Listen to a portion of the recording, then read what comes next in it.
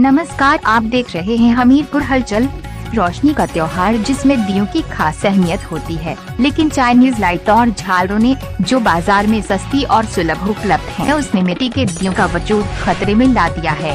मिट्टी का दिया बनाने वालों की रोजी रोटी खतरे में पड़ गई है, जो दीपावली का साल भर इंतजार किया करते थे। जिन चाकों पर ये दिया बनता था, उन चाकों की रफ्तार धीमी होती जा रही है और दिया बनाने वालों के लिए एक दिन की कमाई भी मुश्किल में पड़ गई है। कभी दीपावली पर लोगों के घरों पर हजारों दिए जला करते थे, जो दिखने में बहुत खूबसूरत लगा करते थे, लेकिन आधुनिकता इन दियों पर हावी होती चली गई और मिट्टी के दियों की जगह रंग बिरंगी झालरें जगमगाने लगी। और वो झालरें जो हमारे पड़ोसी मुल्क चीन से हमारे बाजारों में भेजी जा रही हैं। रोशनी का त्योहार दीपावली, जिसमें मिट्टी के दियों की एक खास अहमियत हुआ करती है, लेकिन आज मार्केट में चाइना की लाइटें आ जाने के कारण मिट्टी के दियों की जो सेलिंग है वो काफ़ी कम हो गई है। और जो एक परंपरा हुआ करती है कि दीपावली में घर जो पहले दियों से जगमाए जाते थे, आज चाइना झालरों से जगमाते नजर आते हैं। आइए हम बात करने की कोशिश करते हैं मिट्टी के दिए बनाने वाले से और उनसे जानते हैं कि आखिर जो आज मार्केट में चाइना की लाइटें इस समय मौजूद हैं, उनके व्यापार पर किस तरह से इसका प्रभाव पड़ा है। नमस्कार भैया, क्या नाम है आपका? अजय कुमार। आप मिट्टी का काम कब से करते चले आ रहे हैं? हमसे 20 साल हो गया। 20 साल। तो आप मिट्टी का ये दिया बनाते हैं, क्या लगता है आपको कितनी लागत आती है और किस तरह से आपको मुनाफा होता है इसमें? लागत तो भैया ज़्यादा आ जाती है, मुनाफा प्रॉफिट कम होता है। चाइना आइटम की वजह से प्रॉफिट कम हो रहा है इस समय। जैसे आजकल मार्केट में जो चाइना की लाइटें आई हैं, तो क्या लगता है आपको दियों की बिक्री में कोई कमी आई है? कमी आई है ना भैया, सबको लाइट झालरें यूज कर रहा है, रेडीमेड मतलब दिवाली भी आ गई हैं उनको, इस वजह से मेरा धंधा भी काफ़ी मतलब डाउन हो गया है। कितना लगता है, कितना नुकसान इस समय आपके व्यापार में चल रहा होगा? लगभग कुछ आइडिया कितने सेलिंग में? नुकसान क्या बताऊँ भाई साहब, नुकसान तो काफ़ी हो रहा है मेरा। वैसे ही मतलब प्रॉफिट के हिसाब से बहुत नुकसान में जा रहा है, मतलब बिजनेस पूरा नुकसान ही में जा रहा है। कितनी मेहनत लगती है आपको बनाने में? मेहनत लगती है इसको, कम से कम 5 दिन लगते हैं इनको तैयार करने में। परिवार बनाते हैं आप? हाँ। तो जी हाँ, जैसे कि इन्होंने बताया कि सब परिवार, एक परिवार मिलकर मिट्टी के दिए लगातार बनाने का काम करता है। लेकिन जब फाइनली त्योहार आता है दीपावली का, तो चाइना की लाइटों की बिक्री की वजह से इनके जो व्यापार में काफी नुकसान हुआ है। हमीरपुर हलचल की है, मैं सैंडी द्विवेदी, हमीरपुर। और ऐसे में इन झालरों से अपने घरों को रोशन करने वाले ये भूल जाते हैं कि मिट्टी के दिए जलाने वाली जो पुरानी परंपरा हमारे देश में चली आ रही थी, जिसकी वजह से हमारे देश के लाखों कुम्हार परिवारों के घरों का चूल्हा जला करता था, उस चूल्हे की आधी अब धीमी होती जा रही है और उनके सामने पेट भरने का संकट खड़ा हो गया है। बढ़ती महंगाई और चीनी झालरों ने इन कुम्हार परिवारों के सामने रोजी रोटी का संकट पैदा कर दिया है। वक्त बदल गया, मिट्टी के बर्तनों का इस्तेमाल सपनों की बात हो गई है। फिर भी एक आस इन कुम्हार परिवारों को इस रोशनी के पर्व दीपावली का इंतजार रहता है, जिस दिन इनके दिए बिक जाते हैं। उस दिन इनके लिए 2 वक्त की रोटी का जुगाड़ हो जाता है। लेकिन जिस तरह से बाजारों में चीनी झालरों ने बाजार में डेरा डाला है, तो अब ये कहने में कोई मुश्किल नहीं होगी कि हिंदुस्तानी दीपावली अब चीनी दीपावली हो गई है। क्या नाम है आपका?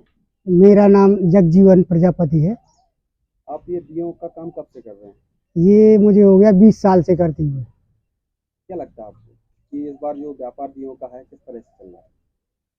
ये व्यापार जो अब धीरे धीरे कम होने लगा है। जो है मार्केट में जो है चाइना की जो है लाइटें हैं, वो झालर वगैरह है, इससे जो है काफ़ी फर्क पड़ा है। अब आदमी जो है दीपक लेने जो है कम ले रहा है। जो है कितनी मेहनत लगती है आपको? मेहनत तो इसमें बहुत ज़्यादा है। हमारे पास किसी प्रकार का कोई व्यापार नहीं है, इसीलिए जो है मजबूरी में आए दीपक बना रहे हैं। ये नज़ारा है बुंदेलखंड में हमीरपुर जिले का, जहां ये कुम्हार मिट्टी के बर्तन बनाने की जद्दोजहद में लगे हुए हैं, जिन्हें उम्मीद है कि शायद इस साल कुछ दिए तो बिक ही जाएंगे।